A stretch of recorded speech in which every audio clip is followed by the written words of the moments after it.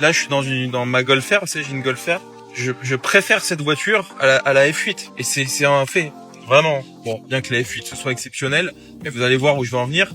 Et surtout une voiture qui soit collector. Pourquoi? Parce que ça y est, j'en ai marre de changer de bagnole. 450 pour un GT2 RS, un Aventador SV c'est 500, une Pista c'est 500. Vraiment, ça vaut la même chose, quoi. Les trois sont belles. Laquelle choisir? James Bond ne conduira jamais d'Aventador SV. C'est très vulgaire, c'est très footballeur. C'est presque mauvais goût. Bon, l'inconvénient, c'est que je sais pas si j'assumerai cette voiture. Je suis pas le mec le plus élégant, je suis pas James Bond, mais moi, je me réfère toujours à James Bond. Bon, salut à tous les amis, j'espère que vous allez bien. Et ça, c'est beaucoup plus personnel, mais je serais curieux d'avoir votre avis là-dessus. Je saoule mes potes toute la journée avec ça. Ils en peuvent plus de moi. Vous savez, je change d'avis très souvent en ce qui concerne les bagnoles. Vous le savez, je suis en train de vendre ma F8. Qui est une voiture qui est, je le répète, peut-être une des plus belles Ferrari modernes avec la Pista. Mais qu'est-ce que j'ai aussi peu ressenti de plaisir dans une voiture. Là, je suis dans ma Golf R, j'ai une Golf R. Je préfère cette voiture à la F8. Et c'est un fait, vraiment. Parce qu'au moins, tu sais à quoi t'attendre quand tu prends une Golf 8R. Une Golf qui roule bien, bien finie, voilà. Alors que quand tu prends une F8, tu te dis, ouais, je vais vivre l'expérience de ma vie. C'est ça, en fait, le truc, tu vois. Bon, là n'est pas le sujet. Donc, je suis en train de vendre cette voiture. Et là, j'ai vraiment envie de m'acheter en remplacement une voiture qui soit de l'ordre de l'exceptionnel. Ça, c'est le premier point. Bon, bien que la F8 ce soit exceptionnel, mais vous allez voir où je vais en venir. Et surtout une voiture qui soit collector. Pourquoi? Parce que ça y est, j'en ai marre de changer de bagnole. Et puis acheter et vendre des bagnoles à 3, 400, 500 000 euros, c'est pas comme acheter et vendre une voiture à 30 000 euros. J'en ai marre, je veux une voiture que je garde, qui va prendre 10% tous les ans. Et donc, j'ai mûrement réfléchi et je suis arrêté sur 3 choix. Bien évidemment, la Pista, vous le savez, c'est pour moi l'aboutissement. Mais en même temps, la Pista, il y a 2 choses qui me gênent avec cette voiture. C'est que premièrement, elle a été quand même fabriquée en beaucoup d'exemplaires. On parle de 3000 exemplaires, ce qui est beaucoup à l'échelle d'une voiture comme ça, mine de rien. Et l'autre point, c'est que c'est une F8 recarrossée. Un peu plus brute, je l'entends. Un peu plus sonore, mais franchement, ça va pas être le jour et la nuit avec une F8. Donc j'ai peur de tomber dans le même truc. Bien que ça soit mon rêve de une Ferrari exceptionnelle. Peut-être une des plus exceptionnelles moderne, de notre époque. Je l'entends. Le deuxième choix que j'ai, c'est fou, j'y ai pensé pas beaucoup, mais c'est la 991 GT2 RS. Alors pourquoi? Parce que c'est une Porsche qui est très rare, 1000 exemplaires, un peu plus. Mais à l'échelle mondiale, c'est finalement peu, et il y en a beaucoup qui ont fini dans le rail.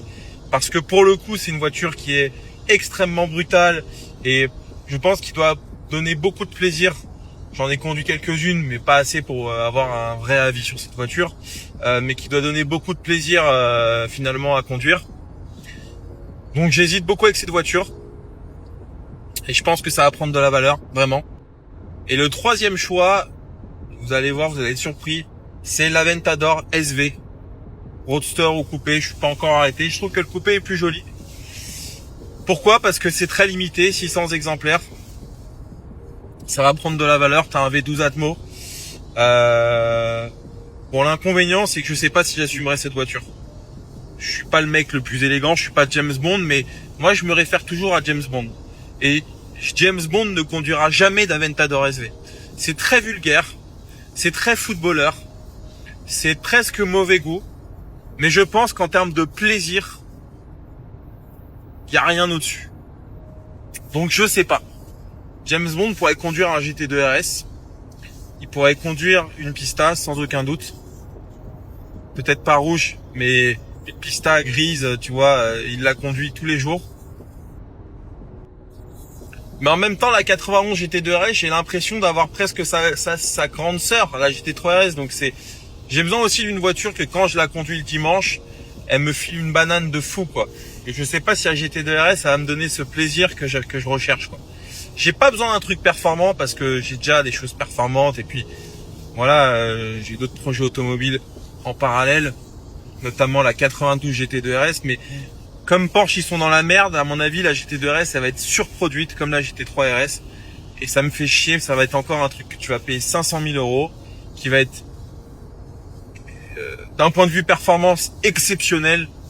Mais est-ce que ça va garder la valeur? Est-ce que ça va? Moi je veux un tableau là, je veux un Picasso, tu vois, je veux un truc où voilà, quand t'as compris quoi. Non pas que je veuille spéculer, mais au bout d'un moment je veux aussi faire attention à mon oseille. Donc je serais curieux de savoir ce que vous en pensez.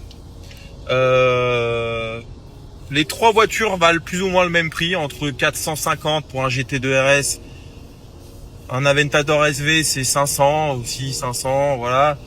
Une Pista c'est 500, vraiment ça vaut la même chose quoi. Les trois c'est quasiment à 1000 € près le même prix. Les trois sont collector, qu'on se le dise.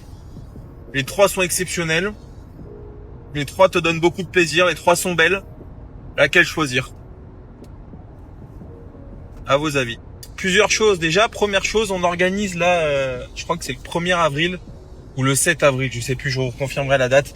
Un webinar. Alors qu'est-ce qu'un webinar? C'est moche comme nom, webinar. C'est on va dire l'ajout de web et séminaire. Ça fait webinar. Non, c'est un séminaire en ligne.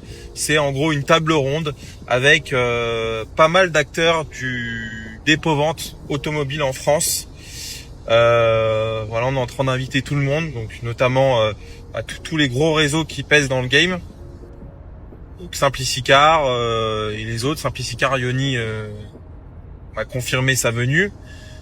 Évidemment, il y en a un qui a refusé de venir. Je vais pas le citer, mais plus intelligent que les autres. Bref, c'est dommage parce que l'idée c'est d'inviter tout le monde pour parler de l'activité par rapport que ce soit aux potentiels candidats qui voudraient monter une activité, que ce soit un vroom ou une autre enseigne, mais aussi aux particuliers qui voilà se posent la question de pourquoi passer par finalement un dépôt-vente et ne pas vendre sa voiture lui-même, par exemple. C'est très intéressant et je pense que on communique pas assez auprès du C2C en fait, du client vendeur et même du client acheteur. Moi, je pense que voilà, ça va être très intéressant. Ça va être un bel événement. Donc, je vous donnerai la date exacte. Mais voilà, on va participer à ça avec, j'espère, beaucoup d'autres acteurs du milieu. Et puis voilà. Voilà, ça c'est une première chose. L'autre chose dont je voulais vous parler, donc il y a le concours, vous savez, pour gagner la Fiat 500. Qu'on va faire tirer au sort le 31, donc à la fin du mois. Donc n'hésitez pas à vous abonner au compte Instagram de Vroom Market. Et puis voilà, là on a signé pas mal de zones, on est en train de valider Montpellier. On en pour parler pour la Suisse. Strasbourg, je vous l'ai dit hier, donc non, ça avance bien. Toulouse aussi. Donc voilà, tout va bien, les beaux jours sont là, ça fait plaisir. Vas-y. Voilà, petit espace sympa. Putain. Pour prendre le café. Alors on précise, c'est pas chez vous. Non, c'est pas chez vous. Non, parce que là il y a des cuisines qui sont plus belles que 90% de. Même plus belles que chez nous. Ah. Non, c'est incroyable. Ouais. Et du coup, même. Donc t'as une autre partie bureau ouais, derrière. Une partie bureau ici. Bon, on a une petite douche, etc. Et du coup, là, on a 3 autres bureaux. Ouais, c'est canon. Et ça donne sur le showroom, quoi. Et ça donne ce showroom. C'était quoi ici avant, tu sais? C'était une société de peinture. Ok. Une société de peinture, ouais. Bon, ils ont tout refait, je suppose que tout est neuf. Ouais. C'est une société qui a liquidé. Mais... Bon, espérons que ça vous porte pas. Ça ne porte pas après. Non. Mais ouais, du coup, on a plusieurs. Plus tard.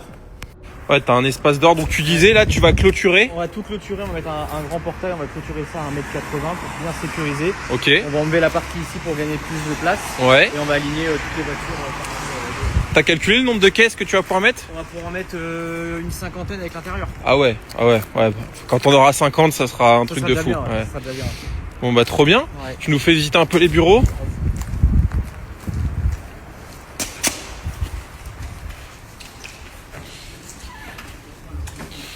Petit couloir.